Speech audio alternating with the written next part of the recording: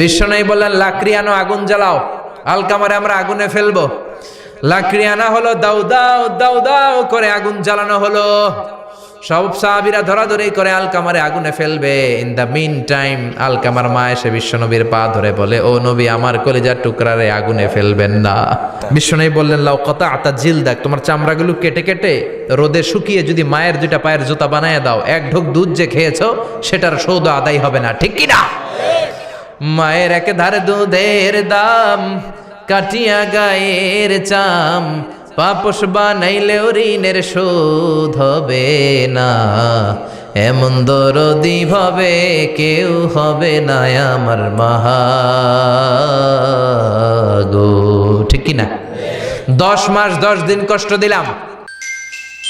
Islamic life, জীবন গড়ুন কোরআন সুন্নাহর আলোকে। আল্লাহ বললেন, খবরদার, 3 কারণে মায়ের মর্যাদা বেশি। আবার বিশ্বনবীও বললেন, বাবার চেয়ে মায়ের মর্যাদা বেশি। এক হাদিসে বললেন 3 গুণ, আর এক হাদিসে বললেন 4 গুণ। সাহাবী বললেন, কার সাথে ভালো আচরণ করব? বিশ্বনবী বললেন, উম্মুক, তোমার মায়ের সাথে। তারপরেও বললেন মায়ের সাথে, তারপরেও মায়ের সাথে, তারপরে মায়ের সাথে, পঞ্চমবারে বললেন তোমার পিতার সাথে। 4 বার মায়ের কথা বললেন। কয়বার? আরো জোরে বলেন। এজন্য আল্লাহ ডেকে বলে, গোলাম, খবরদার, মায়ের সাথে ভালো আচরণ করবা। কারণ হামালাতহু উম্মুহু, বাবা তোমারে পেটে ধরে নাই, পেটে ধরেছে কে? ওয়াহানানা আলা ওয়াহান, বোঝার পরের বোঝা, জ্বালার পরের জ্বালা, যন্ত্রণার পরের যন্ত্রণা বাবা সহ্য করে নাই, করেছে কে? ফিসালুহু ফি আমাইন, 2 বছর বাবা দুধ খাওয়ায় নাই, দুধ খাওয়ালো কে? কয় লিটার দুধ আপনি সাবার করছেন মায়ের বুকের, কোনো হিসাব আছে? বিশ্বনবী বললেন, লাউ কাতা'তা জিলদাক, তোমার চামড়াগুলো কেটে কেটে রোদে শুকিয়ে যদি মায়ের দুইটা পায়ের জুতা বানায় দাও, এক ঢোক দুধ যে খেয়েছো সেটার সৌদ আদায় হবে না, ঠিক কি না? মায়ের এক ধারে দুধের দাম, কাটিয়া গায়ের চাম, পাপস বানাইলেও ঋণের শোধ হবে না, এমন দরদি ভাবে কেউ হবে না আমার মাগো, ঠিক কি না? 10 মাস 10 দিন কষ্ট দিলাম। একটা মা তার বাচ্চাকে জমিনে আনতে যে, জমিনের আলো দেখাতে যে কত কষ্ট করে, শোনেন। চিকিৎসা বিজ্ঞানীরা বলে, সুস্থ মানুষ 45 ইউনিট ব্যথা সহ্য করতে পারে, এর বেশি পারে না। কত ইউনিট? 45 ইউনিট। এর বেশি যদি ব্যথা পায় কেউ, হয় মরে যাবে, নয় বেহুশ। আমার আর আপনার মা আমাকে আর আপনাকে জন্ম দিতে যে 57 ইউনিট ব্যথা সহ্য করেছিল ডেলিভারির দিন। 57 ইউনিট, 57 ইউনিট প্লাস, তার চেয়েও বেশি। যেটা কোনো অ্যাক্সিডেন্টে আপনার দেহের 20টা হাড্ডি একসাথে ভেঙে গেলে যত ব্যথা, এর চেয়েও বেশি ব্যথা। সুবহানাল্লাহ কইতে পারলেন না? এজন্য আল্লাহ বললেন, খবরদার, মা বাবার সাথে খারাপ আচরণ করো না। মা বাবার সাথে খারাপ আচরণ করলে যত বড় আল্লাহর ওলি হও, কাজ হবে না। বিশ্বনবীর এক সাহাবী নাম হলো আলকামা। কি নাম? মৃত্যুর আগে দিয়ে আলকামার মুখ দিয়ে কালেমা বেরোয় না। সবাই মিলে আলকামারে বলে, ও আলকামা, কালেমা, কালেমা পড়ো। আলকামার সামনে সবাই পড়ে লা ইলাহা ইল্লাল্লাহ, কিন্তু আলকামার মুখ দিয়ে বের হয় না। 3 দিন বিছানায় পড়া। কয়দিন?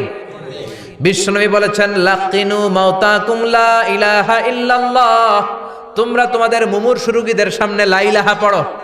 দাদা মরে যায়, চাচা মরে যায়, মুমূর্ষু বিছানায় পড়া, কাছে কানের সামনে যে পড়তে আরম্ভ করবেন, লা ইলাহা ইল্লাল্লাহ, লা ইলাহা ইল্লাল্লাহু মুহাম্মাদুর রাসূলুল্লাহ।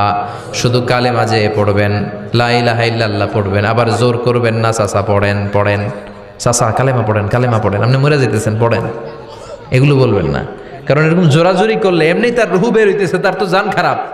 সে যদি রাগের মাথায় কয় না পড়ুন না, তাহলে ঝামেলা আছে না নাই? শুধু কানের সামনে যে মোলায়েম কণ্ঠে পড়তে আরম্ভ করবেন, লা ইলাহা ইল্লাল্লাহ, লা ইলাহা ইল্লাল্লাহ, তাতেই সে বুঝে যাবে, ঠিক কিনা? বিশ্বনবীর সাহাবা আলকামার মুখ দিয়ে কালেমা বেরোয় না। সুহাইবকে পাঠালেন, বেলালকে পাঠালেন, 2 জন যে আলকামার কানের সামনে কালেমা পড়ে, কিন্তু কালেমা বেরোয় না। বিশ্বনবী আলকামার বউরে ডেকে পাঠালেন, ও আলকামার বউ, আলকামা কেমন ছিল?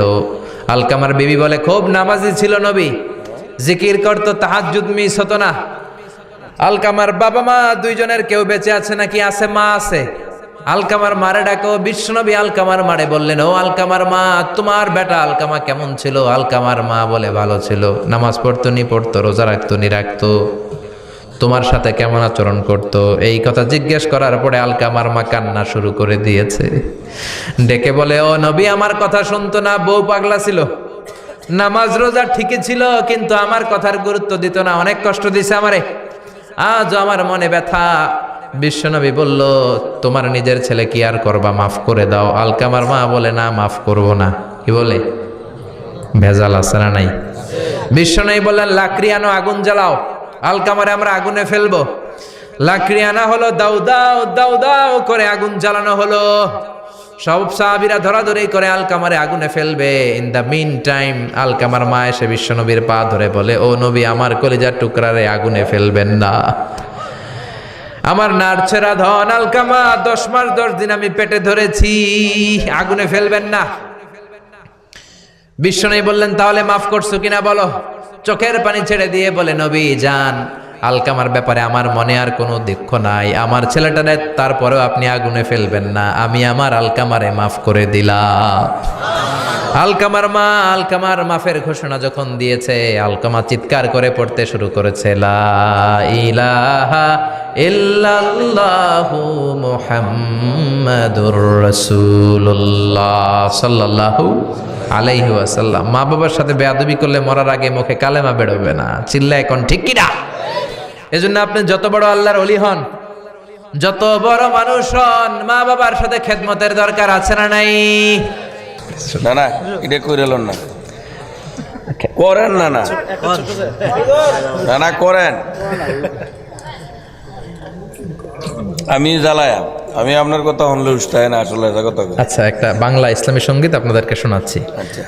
হাজার ব্যথা বেদনার পরে ফিরে আসনি তুমি আপন ঘরে, দিনের আলো তুমি ছড়িয়ে দিতে, চলে গেলে মদিনায় মক্কা ছেড়ে।